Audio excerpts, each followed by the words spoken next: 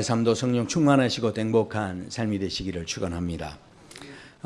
저는 이렇게 세상 분들이 이렇게 부르는 노래 가운데 참 저는 이 가사가 참 좋습니다. 어떤 가사냐면 갑돌이와 갑순이가 한 마을에 살았다는 거예요. 둘이가 너무너무 사랑했는데 갑돌이 이 대목이 참 좋습니다. 갑돌이 마음에는 갑순이 뿐이래요. 갑돌이 마음에는 갑순이 뿐이래요. 이렇게 이제 합니다. 서로 사랑하는 마음을 갖는다는 것이 참 얼마나 좋습니까? 그래서 갑돌이 갑순이 이야기가 너무 좋은데 그런데 이게 안타깝게 비극으로 끝납니다. 너무 좋은 마음이었는데 그런데 그 다음 그 구절이 그렇습니다. 겉으로는 하면서 마음 아픈 게 여기에 이제 등장하죠. 안 그런 척 했더래요. 안 그런 척 했대요. 그래가지고요, 갑순이가요, 다른 데 시집을 갔고요. 갑돌이는 화가 나가지고 다른 데 또 장가를 가고 결국은 달 보고 울었다. 이제 그런 이야기입니다. 사랑한다고 말했어야 됐는데, 야, 나 너 없으면 못 살아. 이렇게 말을 했어야 되는데 표현하지를 못했기 때문에 이게 너무 아름다운 사랑이었는데 설레는 사랑이었는데 비극으로 끝났다라는 겁니다. 그러니까요, 이 표현한다는 게 우리 인생에서 참 중요합니다. 아무리 좋은 편지를 썼어도 붙이지 않으면 그냥 종이 쪼가리에 불과하고요. 아름다운 종이 있어도 치지 않으면 쇳덩어리에 불과한 겁니다. 그러니까 우리의 마음속에 큰 사랑이 있어도요, 표현하기 전까지는 사랑이 아닌 거죠. 우리가 이 땅을 이렇게 사는 동안 실은 아무리 좋은 마음이 있으셨어도요, 죽고 나서 표현하면 아무 소용없습니다. 죽고 나서 아이고 안타까워 이거 다 소용없습니다.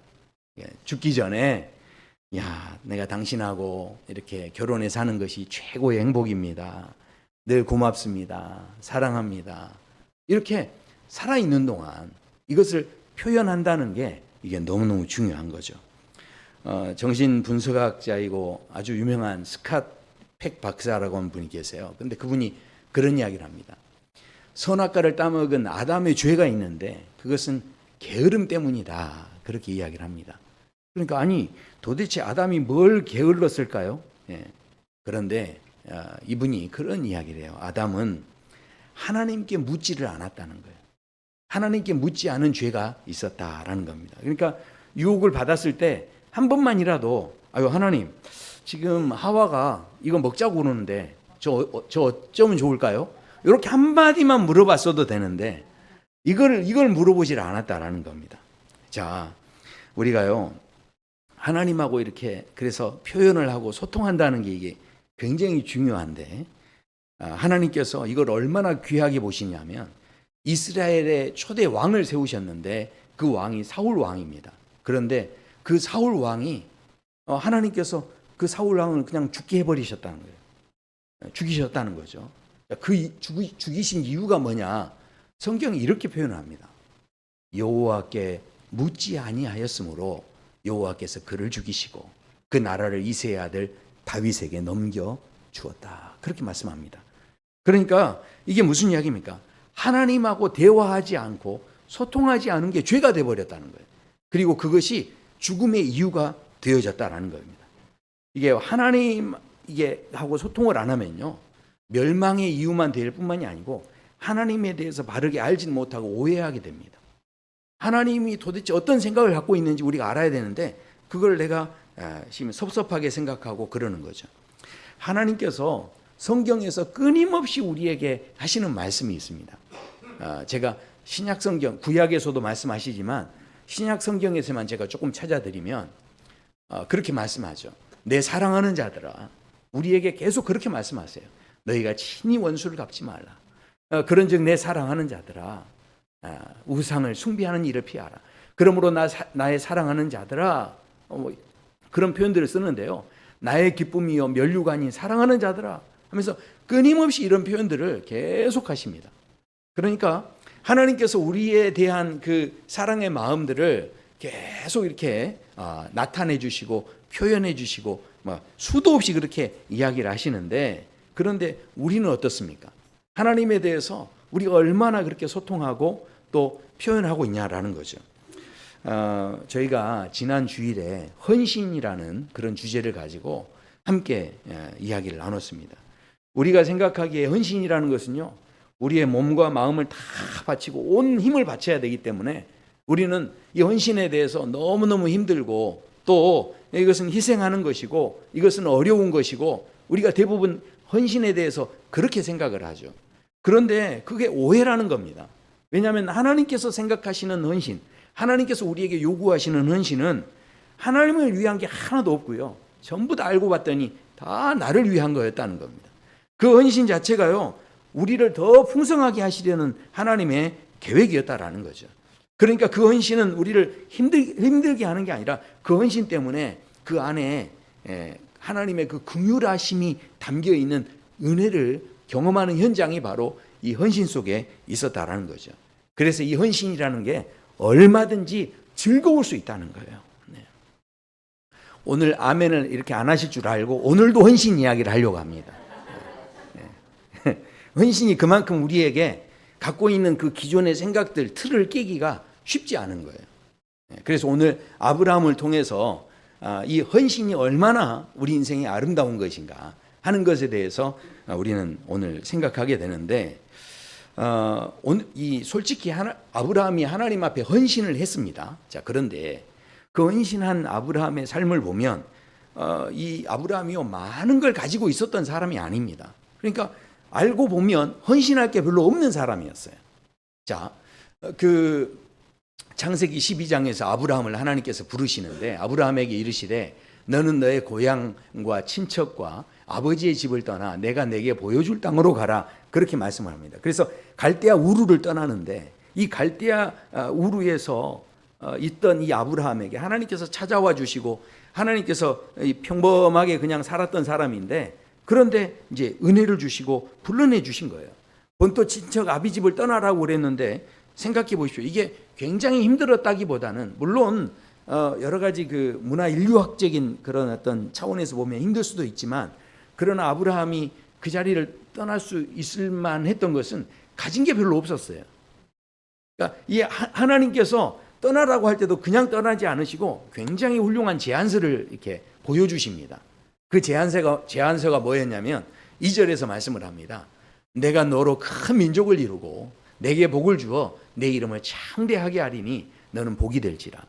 그러니까 자식도 없죠, 뭐 재산도 그렇게 많지 않죠. 아브라함이 그냥 평범한 삶을 살았던 사람을 하나님께서 이런 제안을 하시면서 너에게 내가 복을 주겠다라고 하면서 따라오라고 그러니까 아브라함이 그냥 그 따라가는 것 자체가 그렇게 어렵지 않았다라는 것입니다. 아브라함이 그래서 거기에서 하나님의 부르심을 받고 나가는데 너무 놀라운 건요, 하나님의 은혜를 너무 많이 받습니다. 하나님께서 계속 아브라함을요 불러내 주신 것뿐만 아니라 지켜주십니다. 그리고 또 인도해 주시고요, 또 모든 상황 속에서 이 아브라함이 실수를 안 한 게 아니라 아내를 누이라고 이렇게 속여가지고 굉장히 곤란한 일을 당하는데, 그런데 하나님께서 아브라함이 이제 더 이상 해결할 수 없는 그런 지경에까지 이르렀습니다. 아내를 뺏길 수밖에 없는 상황이었는데 하나님께서 그때 이 바로의 꿈에 나타나셔서 단번에 이것을 해결해 버리십니다. 그러니까 실수한 것도 다 수습해 주시고 정말 하나님께서 이 아브라함에게 복을 주셔서 복된 삶을 막 살아갑니다. 얼마나 행복했겠어요. 자, 이렇게 행복하게 살다 죽었더라 이러면 얼마나 좋아요. 근데 우리의 삶에는요, 내가 하나님 앞에서 은혜 받고 정말 행복하지 않습니까? 또 행복하고 내일도 행복하고 막 이렇게 계속 행복하다 보면 우리 안에 나름대로 드는 생각이 있죠. 불안해요. 이거 행복이 이거 계속 되는 게 맞는 건가? 뭔가 좀 이게 염려가 되어지고 뭔가 좀 또 우려가 되어지는 이런 부분들이 우리에게 생길 수 있다라는 거죠. 실제로 그런 일이 아브라함에게도 생깁니다. 하나님께서 갑자기 아브라함에게 나타나셔서 독자 이삭을 바치라 이렇게 말씀합니다. 이 말씀은요, 네 사랑하는 독자 아들 이삭을 바치라 이렇게 말씀하는데, 어느 성경 구절을 봐도요, 실은 이 구절은 저도 별로 이렇게 읽어보고 싶지 않은 말씀이에요. 이 말씀 읽다가 네 아들 바치라 그러면 어떡해? 그러니까 지금 실은 이 말씀은 상당히 실은 부담스럽고 이렇게 즐겁게 우리가 읽을 수 있는 그런 말씀이 아니다라는 거죠. 그런데 이런 말씀이 있다 보니까 우리가 신앙생활 하시는 많은 분들이 마음 한켠에서는 늘 무슨 생각이 있냐면 마음속에 부담이 있는 거예요. 내가 하나님께 뭔가는 다 드릴 수 있는데 그런데 이것만큼은 내가 하나님께 이거는 하나님이 이거 터치하지 않으셨으면 좋겠다는 게 있는데 하나님은 어쩌면 그것을 알고서 쪽지게까지 그걸 다 이렇게 뽑아가지고 그거를 바치라고 이렇게 이야기하시는 그런 하나님이심을 실은 우리가 이제 가끔씩 경험하게 되는 거죠. 그러니까 마음속에서는요, 이것만큼은 내 하고 싶은 대로 하고 싶은데, 나 하고 싶은 대로 하려고 하는데, 그런데 하나님께서는 꼭 그거 다른 건 안 받는데, 그것만 나한테 이렇게 바치라 이런 이제 말씀을 하시는 때가 있다라는 것이죠. 그런데 하나님께서 우리에게 이것을 헌신하게 하시는데, 자, 이것이 우리에게 굉장히 부담이고 힘이 드는 일이겠지만, 그러나 이 상황 속에서 이것으로 끝나지 않습니다. 이런 상황이 계속되는데 아브라함에게 이삭을 바치라 이런 이제 말씀을 했지만, 그러나 이 헌신을 통해서 하나님께서 결국은 여호와 이레라고 하는 놀라운 은혜를 경험하게 하셨다라는 거죠. 자, 그 여호와 이레가 무엇입니까? 아브라함이 그 땅의 이름을 여호와 이레라 하였으므로 오늘까지 사람들이 이르기를 여호와의 산에서 준비되리라 이렇게 말씀을 합니다. 그러니까 이 사건을 통해서 독자 아들 이삭이 아닌 수양을 따로 준비해 놓으시고 그 양을 이렇게 바치게 하시는 이런 이제 상황이 되어졌다라는 거죠. 자, 그렇다면 우리가 이제 여기에서 생각하셔야 돼요. 그러면 여호와 이레라는 게 뭔가 하나님께서 준비하시는 수양이 있구나. 이제 이런 생각을 우리가 할 수 있는데 이게 수양의 문제만이 아니었다는 겁니다. 여호와 이레라는 그 의미가 얼마나 소중한지를 우리가 이제 생각해야 되는데, 자, 하나님께서 준비를 하셨다라는 건데 아브라함이요, 이 지금 이삭을 바치라는 이 말씀을 듣기 전에, 그러니까 들었을 때 상황을 이제 보시면 이렇게 되어 있습니다. 창세기 22장 1절 2절을 이렇게 보시면 독자를 내게 바치라 하시기 전에 1절의 시작을 보면 이렇게 되어 있어요. 그 일 후에 이렇게 이제 말씀이 시작됩니다. 자, 그 일 후에 이삭을 바치게 한 거예요. 그렇다면 숫양만 준비하신 게 아니고 그 전에 뭔가의 그 상황이 이 사건과 연결이 있다는 이야기죠. 그 전에 무슨 사건이 있기 때문에 이것을 통해서 이게 바치도록 했다라는 이야기죠. 자, 그렇다면 바로 그 전에 사건이 무슨 일이 있었냐면 그 당시에 아브라함이 살던 그 당시에 그 지역에 그 땅을 다스리는 왕이 있었는데 아비멜렉이라는 왕입니다. 근데 그 아비멜렉 왕이 굉장히 힘 있는 사람인데 군대 장관을 데리고서 아브라함을 만나러 오는 겁니다. 이게 굉장히 실은 분위기가 좀 심상치 않은 그런 분위기죠. 그런데 와서 하는 이야기가 이렇게 이야기를 합니다. 네가 무슨 일을 하든지 하나님이 너와 함께 하시도다 이렇게 말씀을 합니다. 그러니까 지금 그 뒤에 하는 이야기가 뭐냐면, 내가 너 보니까 너가 뭐를 하든지 하나님이 함께 하던데 우리도 너희들을 그러니까 절대로 건드리지 않을 테니까 너희들 자녀들도 우리를 좀 건드리지 않고 우리 좀 사이좋게 지냈으면 좋겠다. 이제 이런 이야기를 하는 겁니다. 생각해 보십시오. 이 재력이 있고 그 나라의 왕입니다. 그렇다면 아브라함을 불러야 되는데 아브라함을 부른 게 아니고 자기가 직접 찾아와 가지고 굽히면서 뭔가 굴욕적인 그 외교를 하는 거죠. 그러니까 이제 이 아브라함에게 부탁하면서 우리 서로 좀 잘 지냈으면 좋겠습니다. 이런 이야기를 했다라는 겁니다. 분명히 아비멜렉이 이 아브라함보다는 훨씬 월등한 사람이고 조건도 지금 좋은 사람이고 싸움을 하더라도 아마 아비멜렉이 이길 수 있을 텐데, 그런데도 불구하고 이 사람이 지금 아브라함에게 왔다라는 것은 뭔가 마음속에서 이거 하나님이 이제 함께 하시기 때문에 괜히 건드렸다가 좀 어려움을 당할 수 있겠다 이런 느낌을 이제 받았다라는 것이죠. 그렇기 때문에 찾아와서 좋게 지내자 이런 이야기를 한 겁니다. 자, 이런 경험을 했을 때 아브라함의 마음이 어땠을까요? 그러니까 우리가 신앙생활 하면서도 하나님이 우리를 사랑한대 이렇게 하지만 실제로 그 느낌을 좀 갖고 싶잖아요. 말로는 하나님이 사랑한다고 하는데 하나님께서 뭐 나에게 특별히 뭐 사랑한다는 그런 표시를 주는 것도 아니고 좀 답답할 때가 있습니다. 그런데 지금 아브라함을 보십시오.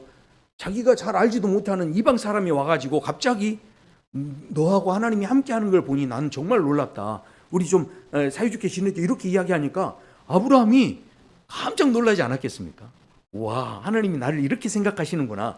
저 사람에게까지도 이렇게 소문이 나게 하셨구나. 이러면서 아마 깜짝 놀랐을 겁니다. 야, 이게 별로 이렇게 느낌이 안 오시는군요. 그래서 한번 생각해 보십시오. 그러면 이렇게 한번 생각해 보세요. 여러분이 뭐 거울을 딱 보는데 거기에 거울 볼 때마다 나는 진짜 왜 이렇게 못생겼을까? 이런 마음이 드는데 근데 갑자기 우리나라에서 진짜 예쁘다는 탤런트가 와가지고 와, 내가 보기에 당신 진짜 예쁜 것 같아요. 만약 이렇게 한다면 마음이 어떻겠어요? 실감이 안 나겠죠. 그러면 이제 실감 안 나니까 한 명 더 데려와야 되겠네. 이제 어떤 멋진 남자가 와가지고 와, 내가 보는 사람 중에 정말 매력적이십니다. 당신 진짜 예쁩니다. 만약에 이렇게 한다면 마음이 어떠시겠어요? 그래도 느낌이 안 오시는군요. 제가 이번에 저희 아버님을 보내드리고 이제 왔는데 지금 엊그제 우리 목회자들 이렇게 모여서 이제 비전에서 모임을 가졌어요. 근데 목사님 중에 한 분이 와, 이 목사님 제가 이번에 가서 깜짝 놀랐어요. 그러더라고요. 뭘 깜짝 놀리냐고 했더니 이야, 목사님 아버님 잘생겼던데요. 보니까 아니 어머니도 미인이시던데 와, 그래서 목사님이 잘생겼나 봐요. 와, 그 아들이 잘생긴 게 이해가 돼요. 막 그런 와, 그러니까 아니 저는 거울 볼 때 이게 자꾸 늙어가고 막 이렇게 제가 절대 잘생겼다는 이야기를 생각하지 않습니다. 저는. 네. 그런데 감사합니다, 집사님. 사랑해요. 네. 네. 근데 저는 이제 그런 생각을 하지 않는데 근데 주변에서 이제 그렇게 이야기를 해주니까 내심 마음이 좋더라고요. 그래서 밥 샀습니다. 네. 그날 밥 같이 사서 맛있는 고기로 이렇게 먹었습니다. 생각해 보세요. 그러니까 내가 이렇게 나 혼자 뭔가 끙끙 앓는 게 아니고 주변 사람이 와, 내가 보니까 당신 하나님이 함께하네 이렇게 말해주면 그게 얼마나 힘이 되겠어요. 그러니까 이제 아브라함이 지금 마음의 상태가요, 지금 이런 상태. 그러니까 하나님께서 지금 이삭을 드리라 하기 전부터 아브라함의 마음의 상태를 계속 빌드업을 시켜주고 있는 거죠. 자, 근데 그것만이 아니었어요. 바로 전의 상황을 또 보니까 21장에 또 무슨 일이 있었냐면 이 하갈이 자기가 낳은 이스마엘 가지고 이 사라하고 관계 속에서 갈등이 일어난 거예요. 그래서 이삭하고 이제 있다 보니까 이게 너무 큰 갈등이 되니까 사라가 하갈하고 이스마엘을 내쫓으라는 이야기를 남편한테 합니다. 그러니까 아브라함이 굉장히 부담을 가져요. 그때 하나님께서 뭐라고 하시냐면 이렇게 이야기하십니다. 12절에 하나님이 아브라함에게 이르시되 내 아이나 내 여종으로 말미암아 근심하지 말고 사라가 내게 이른 말을 다 들어줘라. 그런 이야기를 합니다. 그러니까 아브라함이 그 말을 듣고서 어떻게 하냐 하면 바로 아침에 일어나 가지고 떡과 물 한 가죽 부대를 가져다가 하갈의 어깨에 매줬다는 겁니다.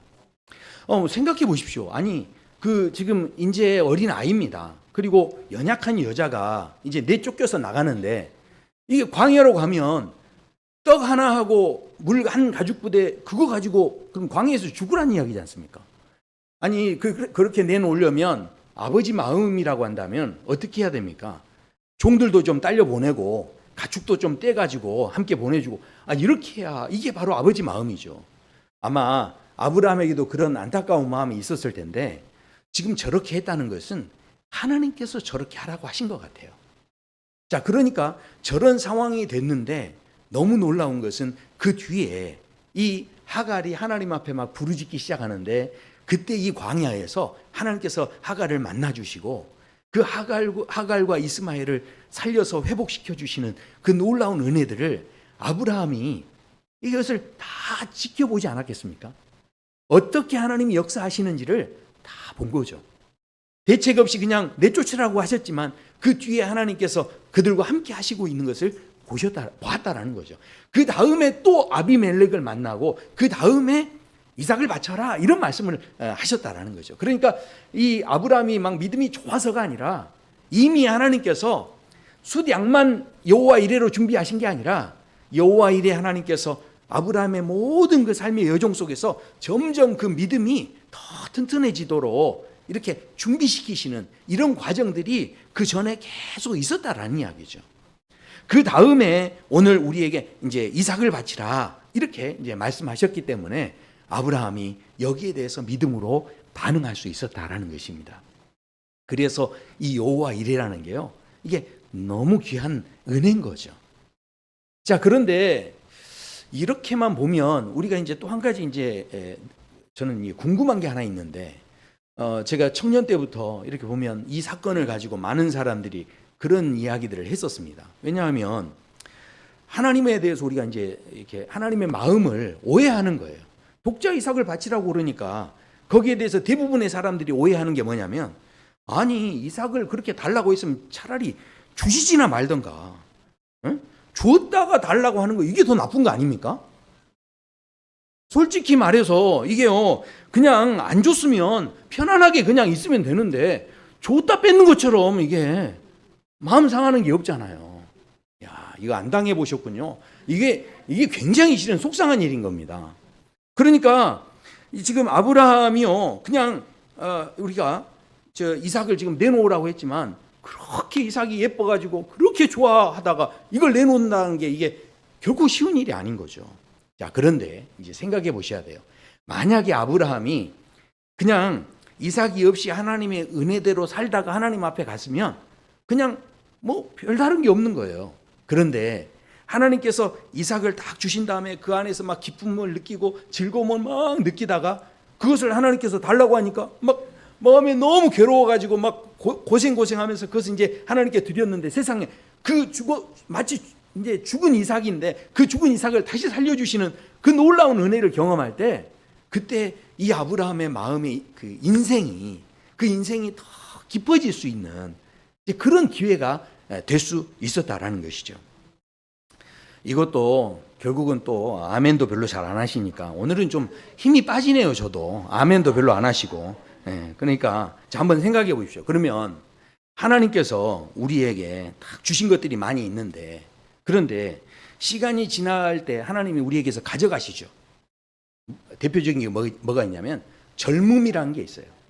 근데 하나님께서 우리에게 젊음을 주셨다가 시간이 지나면 다 그거 가져가십니다. 자, 그러면 우리가 거기에 대해서 나이 드신 분들은 아시겠지만, 내가 젊었을 때는 정말 날라다녔는데 막 그러면서 나이 먹어서 이제는 삐그덕거리고 내가 지금 말이 아니야 막 이렇게 그러면서, 아유 하나님 이럴 거면 차라리 주시지나 말지 뭐 이렇게 하면서 불평하는 분 계십니까? 네, 자 생각해 보세요. 차라리 하나님 나를 태어날 때 노인으로 그냥 태어나게 했으면 내가 왕년에 내가 날아다녔는데 막 이러면서 실망하지는 않을 텐데, 그런데 왜 나를 젊게 만드셔가지고 한때는 막 날아다니게 하시고 막 그러면서 지금은 젊음을 뺏어가셔가지고 이렇게 쪼그라지게 하신 겁니까? 막 이렇게 하면서 원망하고 막 불평하고 이러십니까? 네, 감사합니다. 이런 분은 한 분도 안 계시죠. 네. 그러니까 생각해 보십시오. 우리가 실은 지나온 모든 시간들, 우리가 지금 후회하고 또 그립고 또 아쉽고 안타깝고 뭐 한다고 하지만, 그렇게 지나온 그 시간들이 뭔가 하나님이 다시 뺏어가신 것 같은 그 시간들 속에서 그걸 뺏긴 것만이 아니라 그 삶의 여정이 있었기 때문에 우리가요, 그 시간 속에서 인생이 더 깊어지게 됐다라는 것이죠. 그러니까 제가 어디 글에 보니까요, 재밌는 이야기가 있더라고요. 나이가 18세를 이렇게 뒤집으면 이렇게 81세가 되잖아요. 근데 누가 그거를 이렇게 글을 써놨어요. 근데 그걸 보고 제가 얼마나 공감이 되든지 거기에 이렇게 돼 있더라고요. 두근거림이 안 멈추는 18세. 근데 이제 81세. 심장 질환이 안 멈추는 81세. 사랑에 숨 막히는 18세. 떡 먹다가 숨 막히는 81세. 수능 점수 걱정하는 18세, 혈당 혈압치 걱정하는 81세, 아직 아무것도 모르는 18세, 이제는 아무것도 기억이 안 나는 81세. 그러니까 뭐 그런 말이 있지 않습니까? 뭐 가슴 떨릴 때 여행해라, 발 떨리면 못한다, 뭐 그럽니다. 그러니까 이 말이 주는 의미가 뭡니까? 우리가 이제 여행만 하고 다니라 이런 이야기가 아니라 우리에게 목소리가 낭낭한 목소리가 됐을 때 그 목소리를 사용해서 더 의미 있는 일을 우리가 위해서 살기를 원한다는 거죠. 아니, 그렇다고 해서 제가 지금 놀러는 다니지 말고 이런 이야기 아니에요. 또 오해하시면 안 됩니다. 그러니까 여행도 부지런히 다니실 때, 그러니까 우리가 정말 뭔가 육신이 성하고 이렇게 할 때 하나님 앞에서 정말 즐겁게 행복하게 최선을 다해서 그렇게 살아가는 그런 모습들이 뭘 하더라도 그것이 아름답다. 이제 이런 이제 이야기를 하는 거죠. 우리가 달란트 비유를 보시면 게으르고 악한 종에 대한 그런 말씀이 나옵니다. 자, 그런데 거기에 이 달란트 받았던 그 악한 종에 대해서 왜 이 사람이 악하다라고 하냐면 주인에 대해서 오해했기 때문에 악하다라고 말씀을 합니다. 그러니까 그 달란트를 준 주인의 마음을 알지를 못했다는 거예요. 성경에 보면 이 사람이 이렇게 이야기를 합니다. 24절에 한 달란트 받았던 자는 와서 이르되 주인이여 당신은 굳은 사람이라 심지 않은 데서 거두고 해치지 않은 데서 모으는 줄을 내가 알았으므로 두려워하여 나가서 당신의 달란트를 땅에 감추어 두었나이다. 보소서 당신의 것을 가지셨나이다. 이 말씀을요 조금 우리에게 다가오도록 이렇게 이해할 수 있도록 제가 한번 찾아봤는데 요즘에 최근에 나온 성경 가운데 새 한글 성경이라는 게 있어요. 근데 그 새 한글 성경을 보니까 원문에 있는 내용을 그대로 이렇게 번역을 해서 우리나라 말로 이렇게 번역한, 그러니까 학자들이 지금 만든 그 최근에 우리가 가장 이해하기 쉬운 그런 것으로 이제 아마 이제 편찬을 한 것 같아요. 근데 그 성경이 이렇게 되어 있습니다. 한 달란트 받았던 종도 다가와서 말했습니다. 주인님은 지독한 분인 것을 제가 알았습니다. 주인님은 뿌리지 않은 데서 거두고 흩뿌리지 않은 것에서 모아들이는 분입니다. 그래서 두려운 나머지 나가서 주인님의 달란트를 땅속에 숨겨두었습니다. 보십시오. 주인님의 달란트가 여기 있습니다. 이렇게 이제 표현을 합니다. 그러니까 이게 무슨 이야기입니까? 이 주인은요, 뭘 주지도 않으면서 뭔가 일을 시킨다 이렇게 생각을 했다라는 거죠. 뭔가 주지도 않으면서 막 강요하는 게 있고 뭔가 너무 무리한 걸 요구하고, 이게 바로 이 한 달란트 받은 사람이 주인에 대해서 오해하고 있는 그런 마음이었다라는 겁니다. 그러나 주인은 이 한 달란트를 줬을 때 그 한 달란트의 가치가요, 그 금덩어리가 한 34kg 정도 되니까 어마어마한 거예요. 5달란트나 2달란트에 비교하면 적을 수 있지만, 그러나 한 달란트 자체만으로도요, 이게 감당이 안 될 정도로 큰 금액입니다. 자, 그런데도 불구하고 이 사람은 여기에 대해서 오해하고 하나님에 대해서 잘못 생각하고 있었다는 거죠. 성경을 보실 때 이 달란트 비유만 딱 보시면 이게 안 보여요. 그런데 누가복음에도 보면 똑같은 비유가 나오는데 거기에는 달란트 비유가 아니고 한 문화에 대한 비유입니다. 거기에는요, 하나님께서 각 사람에게 한 문화씩만을 줍니다. 거기서는 차별해가지고 5달란트, 2달란트, 1달란트 이렇게 주지 않고 한 문화씩만 줘요. 그랬더니 그 사람들이 어떤 사람은 10문화를 남겨오고 어떤 사람은 5문화를 남겨왔다, 이렇게 되어 있습니다. 자, 그러니까 예수님께서 달란트 비유를 주실 때 재능에 따라서 차등을 따로 주고 뭔가 차별하시고 이런 게 목적이 아니었다는 거죠. 이 비유의 말씀의 목적이 이게 적게 주냐 많이 주냐 여기에 마음이 계신 게 아니고, 이것을 통해서 이것을 받아들이는 그 애티튜드를 가진 이 사람들의 마음이 액수에 상관없이 거기에 대해서 내가 얼마나 충성하느냐, 이것을 보셨다라는 거죠. 그래서 5달란트, 2달란트 받은 사람들에 대해서 동일한 칭찬을 하십니다. 뭐라고 하십니까? 그 주인이 이르되 잘하였다다 착하고 충성된 종아 내가 적은 일에 충성하였으며 내가 많은 것을 내게 맡기리니. 그러니까 이 헌신도 뭡니까? 적은 것에 내가 헌신했더니 하나님은 내게 더 많은 걸 맡겨주셨다는 거예요. 결국은 그 헌신한 것 가지고 다 하나님이 그거를 가져가셨다는 게 아닙니다. 오히려 더 갑절의 것으로 우리에게 부어주셨다라는 거죠. 결국은 그 헌신이 하나님을 위한 것이기보다는 우리를 위한 것이었다 하는 것을 말씀하고 있는 것이죠. 자, 그런데 이 종은 어떻게 생각합니까? 주인을 완전히 오해하고 땅에 그냥 처박아 놓고 그렇게 살았다라는 겁니다. 그래서 성경에서는 그것을 악하고 게으른 것으로 보았다라는 것입니다.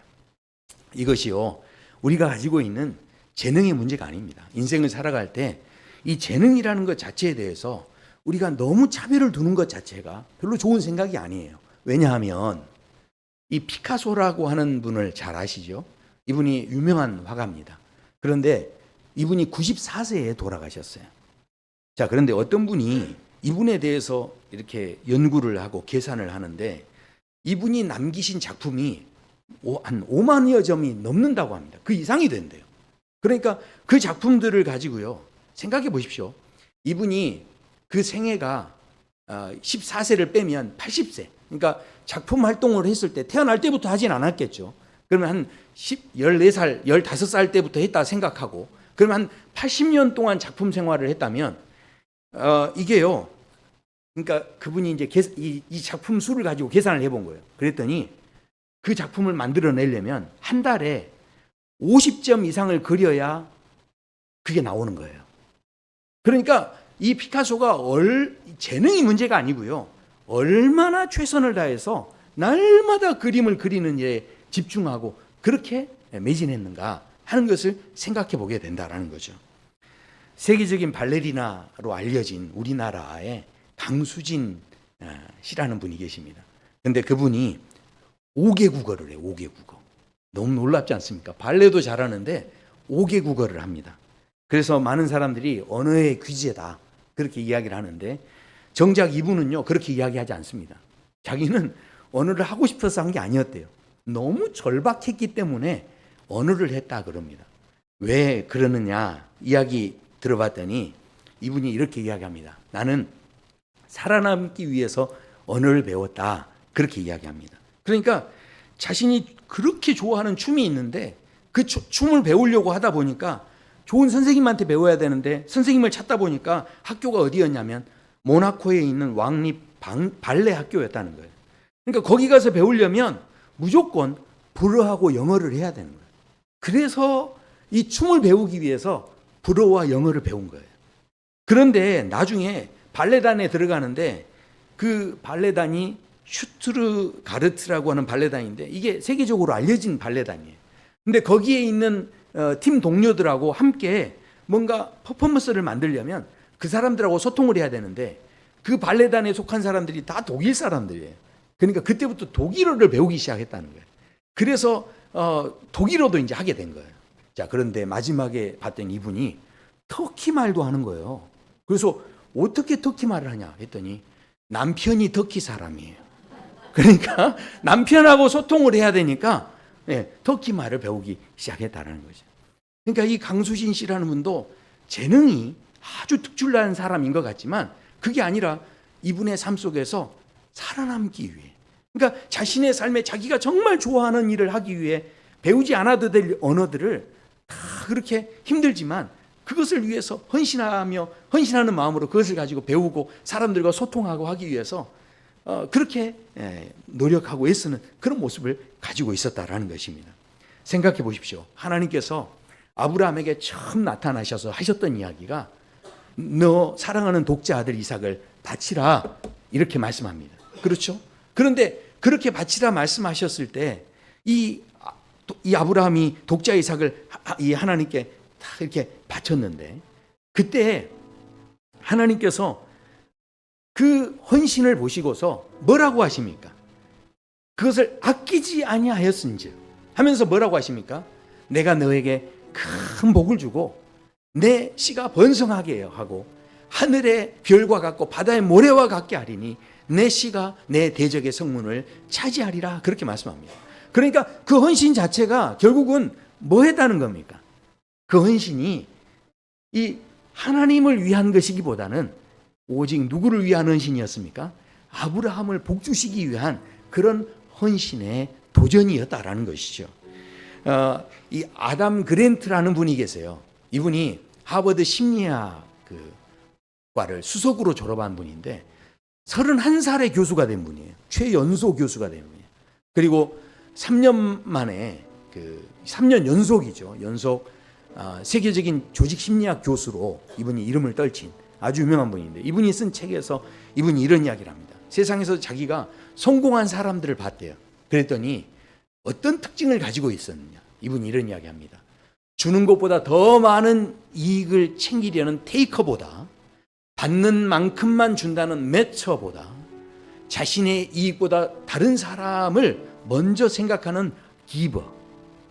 그러니까 이게요, 뭔가 주거니 받거니 하는 그런 삶을 사는 사람보다는 오히려 자꾸 많은 사람에게 나누어 주고 남을 먼저 배려하고 이렇게 했던 사람들이 이게 성공하더라는 거죠. 그런데 보면 뭔가를 자꾸 주는 것이 뭔가 손해인 것 같지만, 그러나 그렇게 자꾸 주다 보면 그 사람이요, 뭔가 마법처럼 주변에 있는 사람들을 계속 이게 끌어당기게 되고, 그것이 그 당사자에게 큰 혜택이 돼서 돌아가는 것을 보게 됐다라는 겁니다.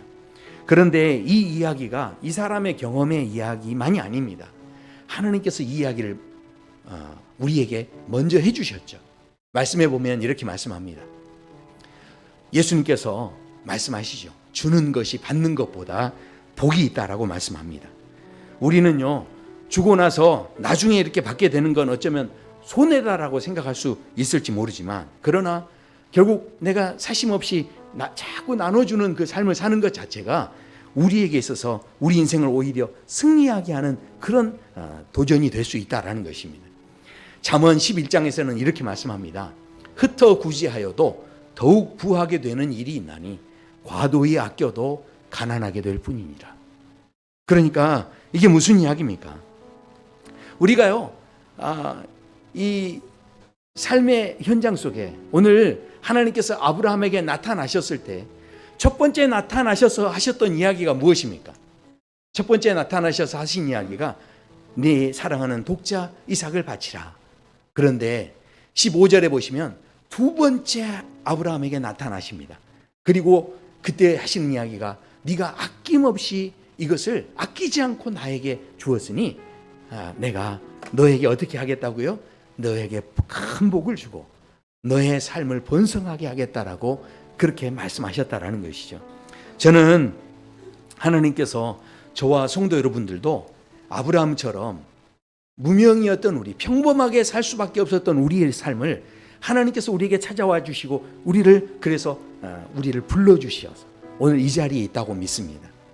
그래서 우리가 그 부름받은 삶을 살고 있는데, 우리가 많은 사람에게 나눠줄 수 있는 게 그렇게 많지 않아요. 그런데도 불구하고 우리가 선교하고 나누는 일을 우리가 최선을 다해서 감당할 때, 그 사명을 감당할 때, 하나님께서 기뻐하시는 그 일들을 감당할 때 분명히 하나님께서 우리에게 두 번째로 나타나셔서 아끼지 않고 나에게 다가왔던 너에게 내가 큰 복을 주고 너를 번성하게 하겠다라고 우리에게 분명히 역사해 주실 줄로 믿습니다. 우리 이 땅에서 헌신하는 삶이 결코 우리의 삶을 힘들게 하는 것이 아님을 오늘 이 아브라함을 통하여서 이 아낌없이 하나님 앞에 나아가는 이 삶이 얼마나 영광스러울 수 있는지를 오늘 우리에게 말씀하고 있습니다. 이 귀한 도전의 삶이 우리 모든 성도 여러분의 삶 속에 있게 되길 소원합니다. 우리 함께 찬양하시죠.